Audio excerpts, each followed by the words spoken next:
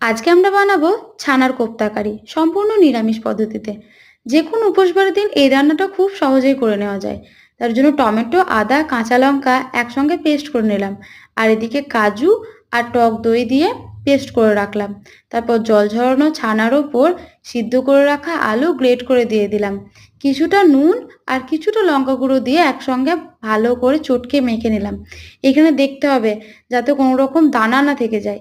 তারপর হাতের উপরে একটু তেল নিয়ে ছোট ছোট বলের আকারে করে এগুলোকে সাদা তেলের উপরে হালকা ভেজে তুলে নিলাম। তারপর হলুদ, জিরে জিরে ধনের গুঁড়ো, লঙ্কা গুঁড়ো আর একটুখানি জল দিয়ে একটা পেস্ট বানিয়ে রাখলাম। এদিকে সাদা তেল, কিছুটা ঘি আর গোটা গরম মশলা দেওয়ার পর বাটা মশলা, কাজু বাটা, জল দিয়ে একটু সামান্য নুন দিয়ে নাড়াচাড়া করে নামিয়ে দিলাম। আমাদের ছানার কোপ্তা কারি রেডি।